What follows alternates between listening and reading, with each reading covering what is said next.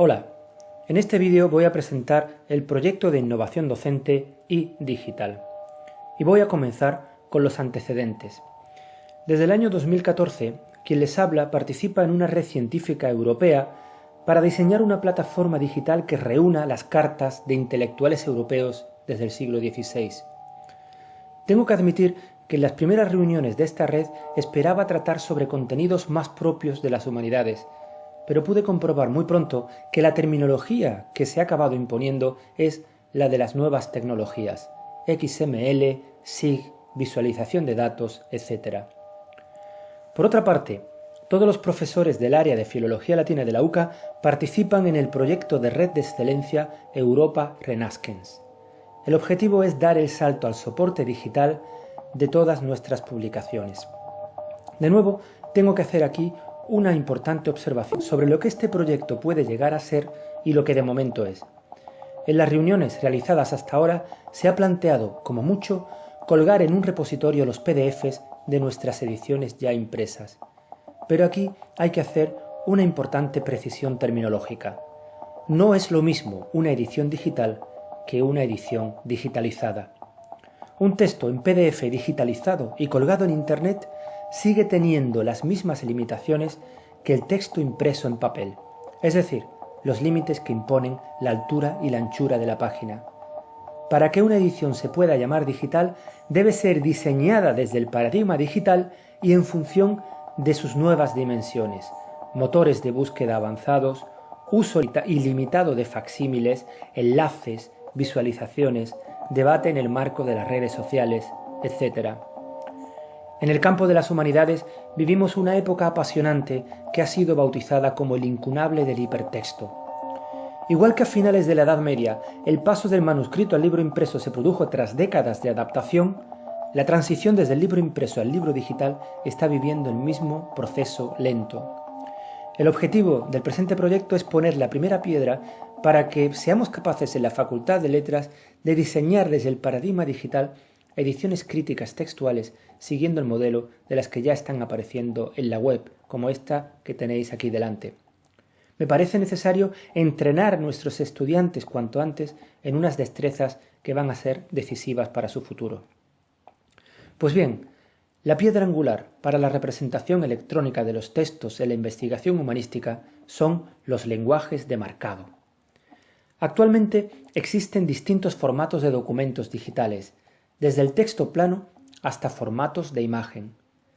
Desde los años 80 del siglo pasado se ha extendido los procesadores de textos del tipo Doc de Microsoft Word. Dicho formato está basado en el principio What you see is what you get, es decir, el editor ve en la pantalla lo que finalmente va a obtener en la hoja impresa. Ya desde hace muchos años vienen surgiendo voces que alertan de que los procesadores de textos distraen a los investigadores de sus verdaderas tareas de investigación y de creación, porque al final concentramos más nuestra atención en tareas que son más propias de la tipografía. ¿Alguna vez os habéis planteado cuántas horas hemos empleado a lo largo de nuestra vida en cambiar mínimas cuestiones de formato de nuestros documentos editados con los procesadores de textos?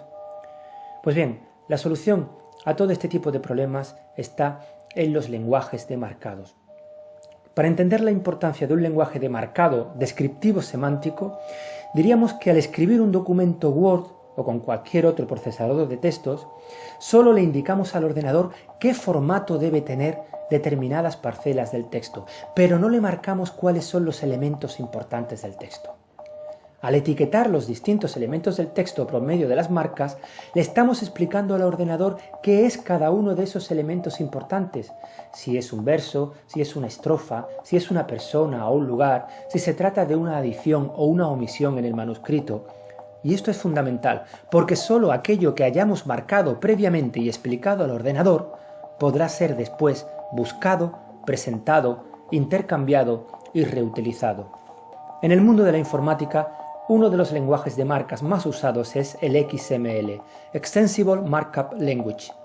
XML es independiente de toda plataforma, aplicación o vendedor. Además, con XML podemos separar el contenido de la presentación. El editor se concentra en etiquetar un documento marcando los elementos importantes. Una vez terminada esta tarea, se procede a la transformación del documento XML por medio de una hoja de estilos XSLT, que es la que determina, por un lado, el formato del documento, es decir, el tipo y el tamaño de letra, etc. Y por otra parte, el tipo de salida que tendrá dicho documento, HTML, PDF, EPUB o DOC.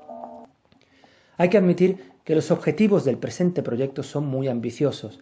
Recordad que todo esto hay que aplicarlo en una facultad de Filosofía y Letras, y la primera dificultad es la necesidad de convencer y hasta seducir a profesores y alumnos para que inviertan parte de su tiempo en unas actividades con unos lenguajes que parecen más del mundo de la informática que del ámbito de la filología. Para nosotros, un proyecto como esto supone claramente salir de la zona de confort. Las actividades realizadas durante esta primera fase del proyecto han tenido como objetivo comenzar a superar las dificultades que hemos expuesto anteriormente. En primer lugar, hemos realizado una formación propia obteniendo el título de experto profesional en edición digital académica impartido por el Laboratorio de Innovación de Humanidades Digitales de la UNED. En segundo lugar, hemos procurado extender el proyecto al mayor número posible de profesores y cursos del grado de Filología Clásica. Por el momento han participado los 9 compañeros del área de Filología Latina y 5 alumnos colaboradores de distintos cursos. En tercer lugar, la formación virtual de los participantes del proyecto y de los alumnos del grado se ha conseguido a través de un curso abierto específicamente en el aula virtual para este proyecto. Seguidamente se han programado actividades presenciales en el aula y talleres hands-on para practicar el etiquetado de textos con TEI XML. En cuanto a las actividades de difusión del proyecto, este proyecto ha sido presentado en la Facultad de Filosofía y Letras con una ponencia en el marco de las 23ª Jornadas de Filología Clásica, así como con una comunicación en las segundas Jornadas de Innovación Docente de la UCA. El colofón de este proyecto será el diseño y publicación de una página web que servirá de repositorio de todos los materiales teóricos y prácticos que se produzcan en el proyecto, en esta fase y en fases sucesivas. La página constará de 3 partes principales. La primera sección, llamada Tutorial, será un curso virtual que recorre en 5 módulos las fases principales de una edición crítica digital. Una segunda sección, llamada Recursos, incluirá un repositorio actualizado a enlaces, recursos y herramientas para la edición crítica digital. En la última sección Textos publicaremos de forma colaborativa una antología de textos latinos que se estudian en nuestro grado. El objetivo de esta página es crear un espacio interactivo de trabajo donde el editor establezca una nueva forma de comunicación con el lector, ofreciéndole la posibilidad de leer el texto latino solo si se trata de un investigador, el texto latino con traducción anotada para los estudiantes o simplemente la traducción española en el caso de aficionados a la lengua latina y a la cultura clásica de otras ramas del saber. Seguramente sea tan solo una cuestión de tiempo que la investigación humanística recorra el camino desde el soporte impreso al libro digital. La I del título de este proyecto, I digital, es la inicial de 3 palabras claves. La primera es introducción, porque en una época como la que vivimos es esencial que el alumno comience a adquirir destrezas para la representación digital de los textos. La segunda palabra es innovación, porque este proyecto supone transformar las tradicionales clases de filología clásica en laboratorios de humanidades digitales.